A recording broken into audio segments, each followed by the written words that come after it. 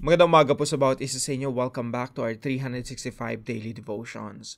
Gusto ko munang batiin yung aking pamangkin, si Dirk Rafael. So, hello sa iyo, Dirk. Alam ko nanonood ka ngayon. So, hi sa iyo. Now, ngayon pong araw, ito po yung huling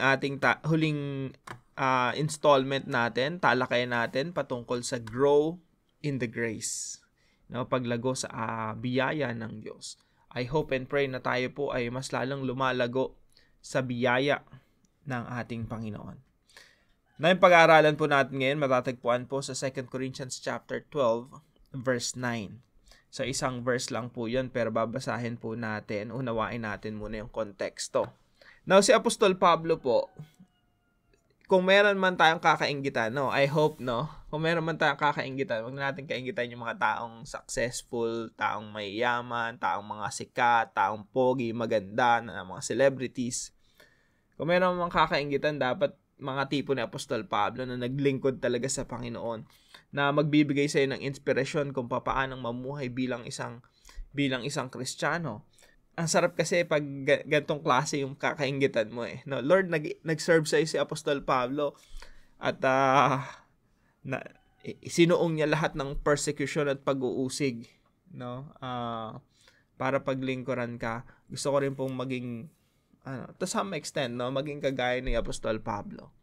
Sabi nga ni Apostol Pablo, imitate me as I imitate Christ. Kasi tinutularan niya talaga ang ating Panginoong Hesukristo.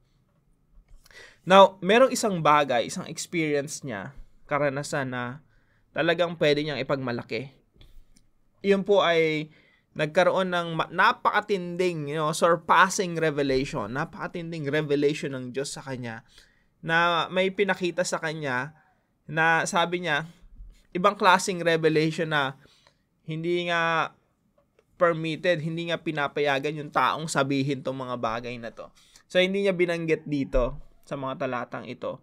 Pero it's something na kung ikaw binigyan ka ng revelation ng Diyos, ala Moses, parang mala Moses ka, isang bagay na pwede mo ipagmalaki yun Ano nga po pwede yung spiritual pride.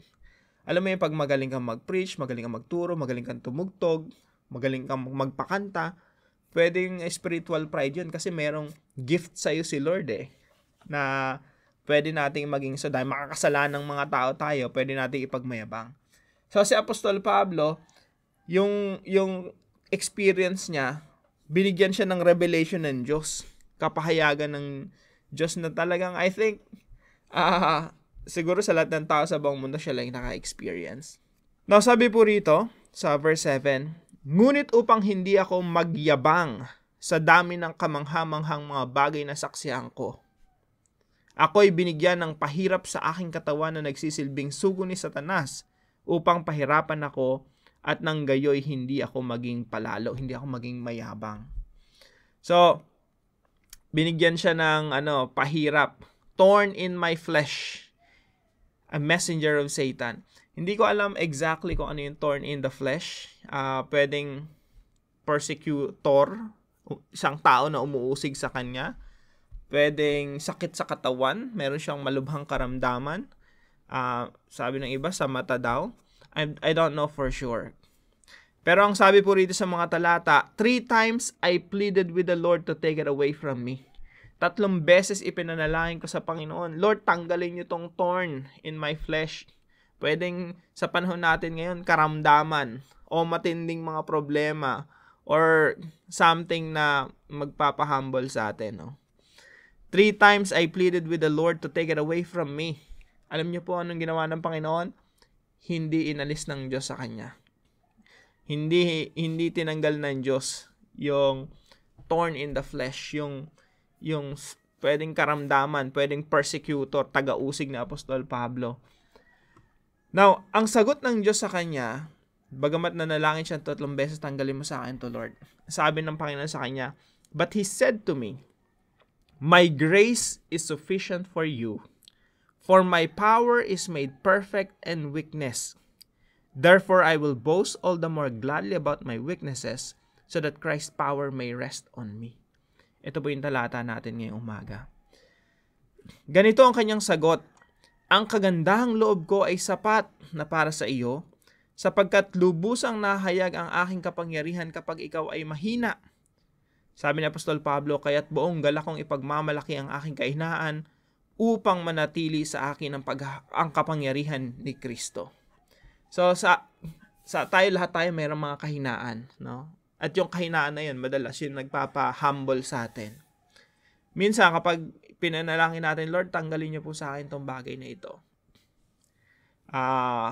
Minsan sagot ng Diyos sa atin, ganito rin eh. Ang kagandahang loob ko ay sapat. My grace is sufficient for you.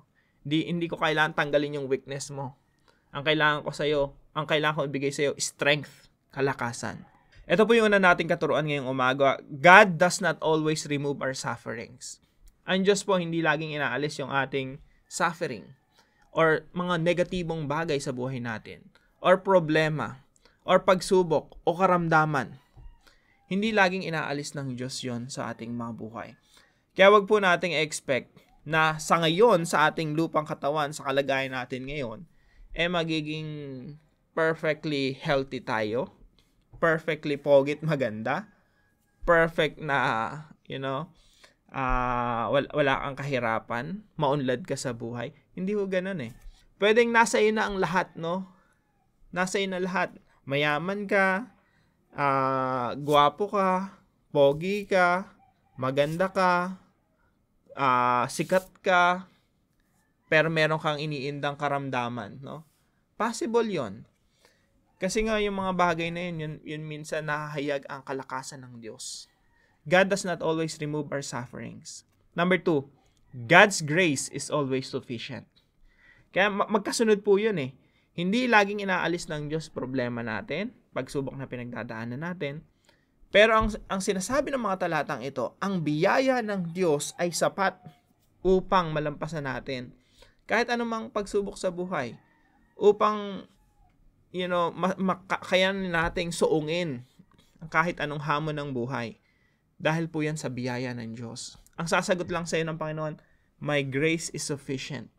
Sapat ang aking biyaya para mapagtagumpayan mo lahat ng bagay. Hindi kailangang alisin ng Diyos lahat ng mga problema natin. God's grace is sufficient. Sapat ang biyaya ng Diyos upang makayanan natin ang lahat. Hindi lang basta makayanan, mapagtagumpayan natin ang lahat ng hamon sa buhay. And number 3 po, God's power is perfect in our weaknesses. Sa panahon ng kahinaan natin, sa panahon na down tayo, sa panahon na stress, ang dami nating problema sa buhay, doon po mas lalong nahahayag yung kapangyarihan ng Diyos. Doon po lalong nating makikita paano kumilos ang Diyos sa ating mga buhay. Yun sa mga panahong nakatali na yung ating mga kamay at wala na tayong kayang gawin sa ating buhay. Yung mga panahon na masasabi natin na wala na tayong control, wala na tayong magagawa, doon merong magagawa ang Diyos. The more we see weakness in us, the more we'll see God's power at work in us. Kasi sa ating kahinaan, minsan kasi pag malakas tayo, ang yabang natin eh. I can do this, I can do that. Pero sa mga panahon na tali na yung ating mga kamay, wala na tayong magawa. Helpless and weak na tayo. Doon natin makikita yung kapangyarihan ng Diyos kumikilos sa atin. Bakit? Because God's power is made perfect in our weaknesses. Kaya napakalaga rin yung humility, no? Kailangan talaga sabihin natin sa Panginoon, Lord, wala talaga akong magagawa bilang human being, no? Bilang tao. Lahat ng kaya kong gawin, nagmumula yun sa'yo. Lahat ng kalakasan nanggagaling sa'yo. Application number 1, mga kapatid. Number 1, pray for more of God's grace to strengthen us. Ang pinapanalangin natin, hindi laging alisin ng Diyos yung ating mga pagsubok. Hindi laging kailangan makaahon tayo sa kahirapan. Of course, dapat nagsusumikap tayo para umahon sa kahirapan. Pero minsan talaga kahit anong gawin mo sa buhay, no? Parang against all odds minsan. Minsan may certain level na hanggang dun lang talaga eh. Ang kailangan natin talaga grace eh. Pray for more of God's grace to strengthen us. Hingin natin yung biyaya ng Diyos na mapagtagumpayan natin. Ang biyaya ng Diyos na magpalakas sa atin, mapagtagumpayan natin ang lahat ng bagay. So ngayon po, no, hindi ko alam kung ano mga pinagdadaanan natin. Marahil yung iba sa atin, merong karamdaman. Yung iba sa atin, ang daming pagsubok. Ang daming problema. Para ang binagsakan ng langit at lupa. Mga kapatid, let's ask for more of God's grace.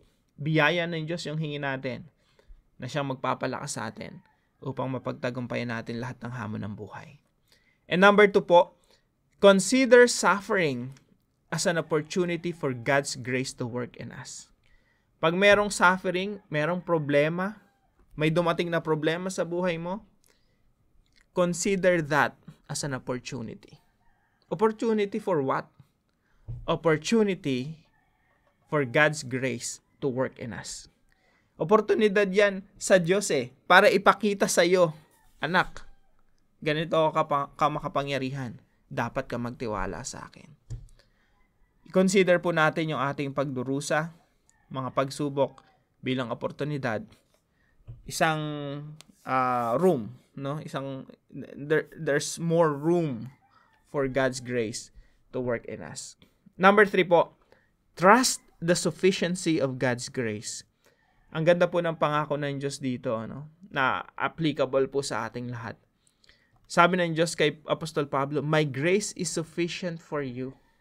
Sapat ang biyaya na ibibigay ko sa iyo. Yung kagandahan ng loob ng Diyos sa atin, sapat. Hindi magkukulang. Hindi ka kukulangin. Kaya po mga kapatid, sinasabi ko nga sa mga church members namin, no, na yung pagtitiwala, role natin yan Yung pagtiwalaan mo yung Diyos, role natin yan Yung role ng Diyos, hindi mapahiya yung mga nagtitiwala sa Kanya. Ang role natin magtiwala sa kasapatan ng biyaya ng Diyos. At ang role naman ng Diyos ay panatilihin, siguraduhin yung biyaya na binibigay niya sa atin, sapat. Kaya nga po minsan magtataka tayo, no? Sa panahong walang-wala tayo, sa panahong mahina tayo, sa mga panahong wala tayong kayang gawin, biglang makikita natin yung pagkilos ng Diyos sa atin. Sapat. Hindi kinukulang. Sapat. Role ng Diyos po yun. Hindi po natin, alam niyo po, hindi natin dapat pinagpapalit yung mga roles Minsan kasi kinukuha natin yung role ng Diyos Minsan, gusto natin tayo yung in control. Tayo yung nag-orchestrate, nagpaplano ng ating mga buhay. Tayo yung nagsiset ng direction. Tayo yung gumagawa para sa sarili natin at sa sarili nating mga pamilya. Tayo yung mga hero ng ating mga buhay. Minsan, kinukuha natin yung role ni Lord Pero tanda natin mga kapatid, role ni Lord yun Hayaan mo siya sa role niya. Hayaan mo siyang maging hero ng buhay mo. Hayaan mo siyang maging tagapagtaguyod ng pamilya mo, pamilya natin. Hayaan natin ang Diyos yung mag-set ng destiny natin. Hayaan natin ang Diyos ang magplano sa ating mga buhay. At tayo po, umayon lang sa kalooban ng Diyos sa ating mga buhay. Ang role natin, magtiwala sa Diyos na mapangyarihan sa lahat. At ang role po ng Diyos ay siguraduhin na yung plano niya maganda. Wala pong pangit na plano ang Diyos sa atin. Laging maganda. Role niya yun magkaroon ng magandang plano sa atin, magandang direksyon, at i-provide niya lahat ng ating pangangailangan. Role ni God yun Tayo ang kailangan lang natin sumunod sa Kanya, magtiwala sa Kanya. Pagtiwalaan po natin yung kasapatan ng biyaya ng Diyos. Trust the sufficiency of God's grace. Now, para naman po sa ating discussion, how can we practically apply the sufficiency of God's grace in our daily walk with God? Paano nga natin ma-i-apply, practically speaking, yung kasapatan ng biyaya ng Diyos sa ating pang-araw-araw na buhay? No?